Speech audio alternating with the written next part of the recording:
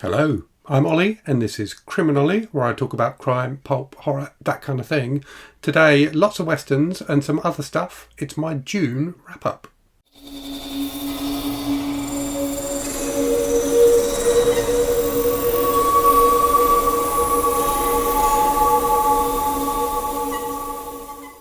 So I read 22 books in June. June obviously was the month of June on the Range, the Western-themed reading event hosted by Michael K. Vaughan. I was one of the co-hosts for that. And I have to say, this June on the Range wasn't as successful for me as last June on the Range was. So last year, the first year we did it, I read some books which I thought were absolutely fantastic, like some like no question 5-star reads. This year, I've read a lot of westerns I really enjoyed, but I didn't read anything at all this month that I gave 5 stars to. So, the highest I gave this month was 4 stars. The lowest was 2 stars. So it's been a productive reading month, a good reading month. 22 books is a decent amount of books. And I read a fair bit of manga as well, which isn't included in that total. But it hasn't been a stellar month in terms of there being, a book that I was completely blown away by, but a lot of really solid 4-star reads this month, I have to say. So I'll do this in the normal format. I will go from least enjoyed to most enjoyed, and talk through those 22 books with a little bit of detail about each one. The vast majority of the books I read this month were Kindle books. So you'll see the little picture pop up in the side to show you the cover, but I've got the physical copies here as well, so I'll show you the ones I read physical copies of. I will show you clearly. So I've got my iPad here with the right order on, so let's go through them. So the worst book, or least enjoyed book I read this month was Hannibal by Tasha Black, or to give it its full title, and I've had to put the image on my laptop here so I can see it. To give it its full title, Hannibal Stargazer, Alien Mystery Brides, Intergalactic Dating Agency. So this was the one, I did do a full review of this one, I think. This was the one about, so basically, Earth has made contact with aliens, and this one small town, for some reason, called Stargazer, all the aliens come to. But the aliens, whilst I think when they're aliens, or like in their true form, they are kind of clouds of gas. They can assume a human form, and they choose to assume the form of hunky men. So Hannibal is one of these hunky aliens who comes to Stargazer and meets this woman who is running like a I can't remember even what it was now, what she was trying to do, something to do with pets. So there's kind of a mystery in here about missing dogs, but basically the whole book is just a build up to Hannibal and the heroine having sex. It was very silly, and there's something quite enjoyable about reading a book as silly as that. But yeah, it didn't really float my boat. Just ahead of that, something completely different. So The Summer I Died by Ryan C. Thomas, which is a fairly brutal slasher novel. So I read this for Kelsey from the channel Simon Slashers for her Patreon reading month of reading slashers. I didn't enjoy this nearly as much as I expected to. So there's some stuff I liked about it. I thought some of the character work was really well done, and the kind of build up to the horror was well done. But when it got into the horror side of things, I just felt it was all stuff I'd seen before. It's that kind of grueling style of survival horror. So yeah, not one I enjoyed as much as I expected to. Just ahead of that then, Garth Marenghi's Terror Tome. So this, if you don't know who Garth Marenghi is a fictional author who was created for a British TV show in, I think, the early 2000s. Garth Marenghi's Dark Place. And this is supposedly a series of like 3 novellas in one volume that he's written.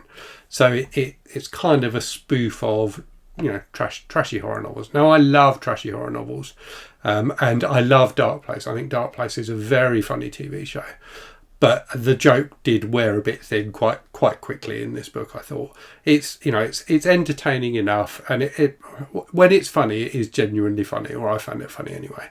But to read something that's, you know, kind of 300 pages long, it was a bit too much for me. Just ahead of that, a recent thriller that lots of people seem to like. I didn't particularly. Death of a Bookseller by Alice Slater. So this is about two women who work as booksellers in a London bookstore, who have kind of a weird rivalry, and it builds up to the death of one of them.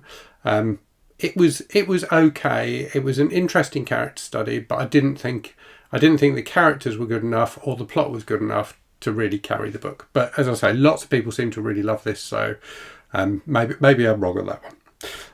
Just ahead of that, Book of Tongues by Gemma Farl, so the first of her Hexlinger books. So I think this is... I've been wanting to read Gemma Farl's for ages and hadn't got around to it. I think this is like an early work from her. And I think some of her horror work, particularly experimental film, is like really, really well thought of.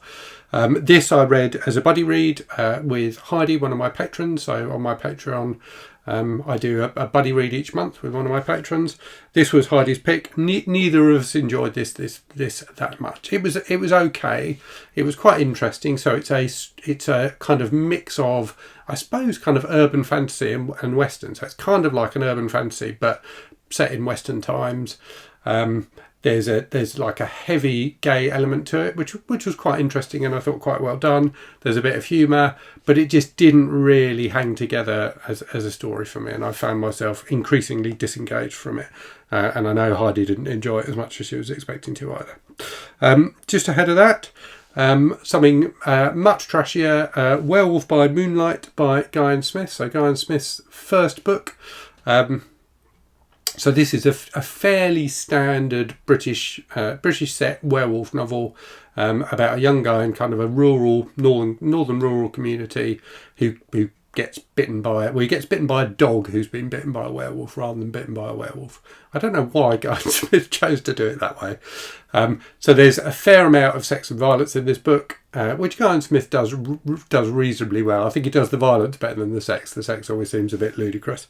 But the plot was a little bit ploddy, so it was an entertaining trashy read, but it certainly wasn't great. Just ahead of that, so another book that everyone seems to love and I thought was a bit meh, Legends and Lattes by Travis Baldry. So I was really, really looking forward to this because so many people seem to really love it.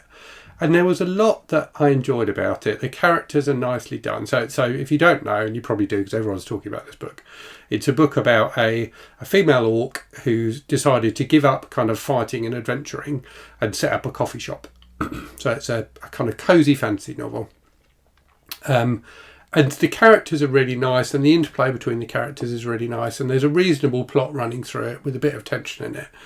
But at the end of it, I just felt, I just had that kind of overwhelming feeling of so what, I guess, in that I quite enjoyed it reading it, but I wasn't left with the kind of warm, fuzzy glow that everyone else seems to have been left with after finishing it. Maybe I'm just old and cynical.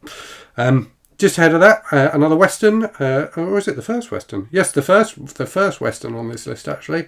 Revenge is a Cold Pistol by Mike Chin, which is a short, fairly recently written Western about a guy going up against kind of basically like white supremacists, so kind of Klansmen in the Old West, which was fun. It's always enjoyable seeing someone destroying Klansmen.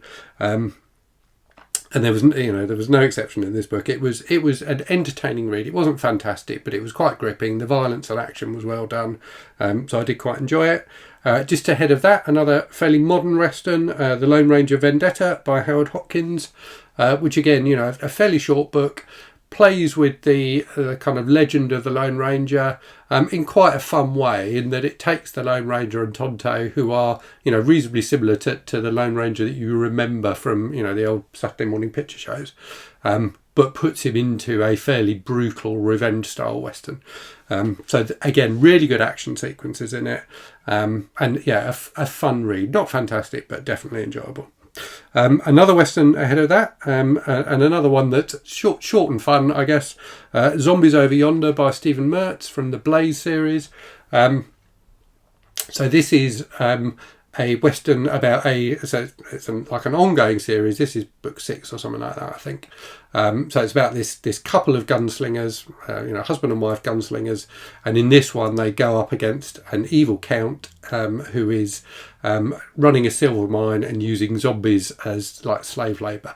So it was as silly as it sounds, but it was really entertaining and just really well plotted. Stephen Mertz is an author who's written like loads of books across different genres, all kind of fairly trashy stuff, but he does a really, really good job of it. So that was a fun one. Right, the first physical book then ahead of that, so another short trashy western. This was Edge book 18, 10 Tombstones, or 10 Tombstones from Texas, as it's called in the UK, by George G. Gilman. So I've been reading the Edge series of books since I started the channel, still really enjoying them. So they are kind of brutal spaghetti western inspired westerns from the 70s. This one sees Edge, who's kind of the anti-hero, teaming up with this pair of women who are kind of on a revenge mission to avenge the death of a loved one. So yeah, really brutal, really fun. I had a really good time with this one.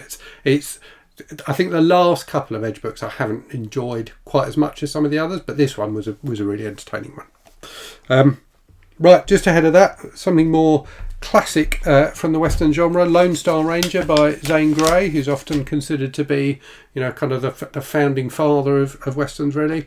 So this was fun. So this is about a guy written in the early 20th century, about a guy who is becomes an outlaw because he gets involved in a fight, basically for the right reasons, and kills another man, and then has to go on the dodge, as they call it in the book.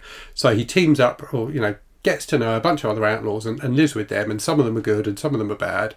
And there was I liked the fact that outlaws in this book, despite being like a really old book, there's an acceptance that through no fault of their own, through just bad luck and sometimes bad decisions, sometimes people end up in situations they don't want to be in, and they just have to make the best of those situations. So I quite enjoyed that side of it. And then in the second half of the book, he gets taken on by the Texas Rangers, and kind of goes on a mission to take out this evil cattle baron. So it very much felt like a book of two halves, but both the halves were enjoyable. There's a lot of period racism in the book, which was definitely a bit of a downer, but the action sequences again were really well done. The central character was fun, and it was genuinely gripping at times. Just ahead of that, another kind of classic Western author, Louis Lamour. So Michael K. Vaughan's kind of two suggestions or kind of suggestion overall for Junior on the Range was you read a Zane Grey book, you read a Louis Lamour book, and then you read a couple of other Westerns. So I certainly read more than a couple of other Westerns, but I did tick off Zane Grey and Louis Lamour as well. So this is the Sackett brand from Louis L'Amour's long-running series about the Sackett family, which fortunately you could read in any order. So this one has one of the Sackett guys. His wife gets kidnapped at the start of the book. Somebody tries to kill him, and it's about him, trying to get revenge, basically. Whilst being hunted by like 40 guys with guns are trying to track him down. So it was really tense and enjoyable, a really suspenseful and at times action-packed Western with a fantastic ending. I really thought the ending of this was good. Just ahead of that then, Three Aces. So this is a collection of three kind of pulp novels from the publisher Ace Publishing that were originally published in the 50s. This edition, Three Aces, is published by a publisher called Stark House, who do a load of that kind of classic crime and pulp type stuff. And they sent me this one in for review. So it was really fun. So there were three different books in here, all very different from each other. So one of them was very much a kind of downbeat, kind of noirish tale about this guy who steals some money through fraud and then has to go on the run and ends up in Mexico, meeting all sorts of unsavoury characters. So that was just darkly entertaining. The middle story was a kind of quite playful mystery, which I really enjoyed. That was my favourite of the three. And then the final one's kind of a sleazy Sex in a Small Town type story about this young woman kind of, coming of age and discovering her body in a small town where everyone else seemed to be having sex as well. So very much that kind of sleazy 50s paperback style of things. So I really enjoyed all three of them. As I say, the middle one, the mystery, was the one I enjoyed the most. But it was a really nicely put together collection in terms of it, spanning a wide range of different types of kind of pulpy 50s novels. So I had a really good time with that one. Just ahead of that, another book I've got physically. This is The Auschwitz Detective by Jonathan Dunsky. So Jonathan sent me this for review a while ago. This was really good. So this is the prequel to his Adam Lapid series. So Adam Lapid, and I need to read the other books in the series, is a detective in Israel in the 1950s. This is like his origin story, basically. So set in Auschwitz in 1944, and it has him, as a prisoner in Auschwitz, just trying to survive, but also investigating the murder of another, like a young man who's been found dead. And it was just a very well told mystery, a really well crafted mystery, really, interesting. I was really swept up in the mystery side of things. But the kind of the Auschwitz side of things, if you like, the historical side of things and the horrors that happened there was really well done as well. And clearly it was a very meticulously researched book. So I thought there was a lot to applaud about this book. I liked it. Just ahead of that then, we have Patricia Highsmith. So I've been doing this ongoing Patricia Highsmith read through with Anne from the channel Anne Novella. So this month we read The Cry of the Owl. So this had a lot of Highsmith's strengths, so some really interesting characters and some really interesting weird situations. So it's about a guy who's basically like a peeping Tom who's peeping on a neighbour of his, and she invites him in and they end up starting a relationship. But you've got one of her, like her ex-boyfriend, kind of in the mix as well. And it goes to some very strange places. She does some interesting things with the story, and it's really gripping for the most part. But the end, it just felt like it kind of fell apart a bit towards the end to me. There's too many plates spinning, and it just got a little bit too confusing, and it felt like she didn't manage to tie the threads together as well as she could have done. So when it's good, this book is really, really good. But the ending for me didn't quite work. Just ahead of that then, something a lot more modern, North Border by Benjamin Percy. So this was a really interesting and enjoyable horror novella. I've done a review of it on the channel, so you can watch that if you want more information. But an illustrated novel, so it's got illustrations throughout. So about a young guy who lives in northern Minnesota and who gets a job working on the border between the US and Canada. But there's like mysterious deaths happening as well, which are seem to be linked to something inhuman. So it was a really enjoyable horror story. I thought the character, particularly the characters generally, but particularly the central character, the main character, was really, really well done, and it goes to some really interesting places, and the illustrations were a really lovely addition as well. It really made a difference to my enjoyment of the book, I think. So the story and the writing were really good anyway, and then the illustrations were kind of the icing on the cake. So yeah, I had a really good time with that one. Right, just ahead of that then, so we're into the top three now. So my third favourite book of the month was Billy Summers by Stephen King. So the first Stephen King book I've enjoyed for a while. But I had a great time with this. Again, I've done a review of it on the channel. I thought it was a really entertaining thriller, so definitely more of a thriller than a horror story. So about a hitman doing what he hopes will be one last job, and that job going south, basically, not going in the direction he's expecting.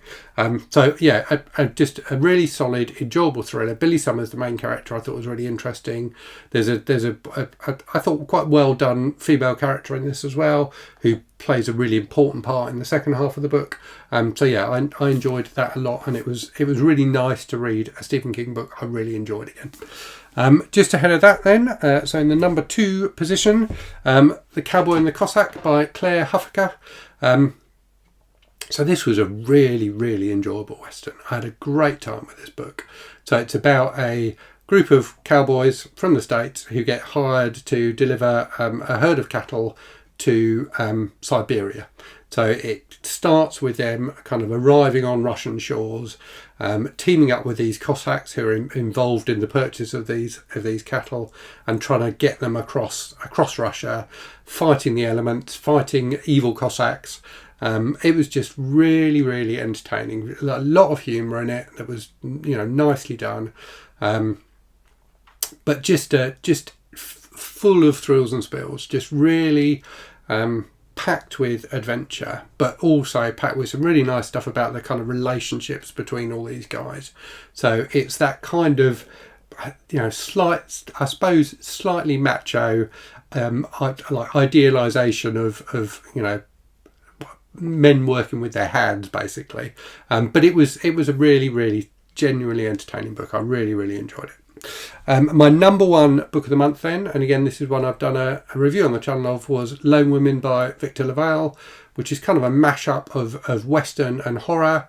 Really, really interesting. So about this young black woman who travels kind of across America to the frontier, and she's bought a plot of land there, and it's about her trying to establish herself, to make a life for herself there. But with the backstory that some terrible, horrible thing has happened to her family at the start of the story, and she's dragging with her across the country this huge chest which has got something strange inside it. So it was just really, really entertaining, fantastically well paced, some really interesting characters, some fantastic scenes of horror, but also quite uplifting as well. I thought it was a really, really excellent book.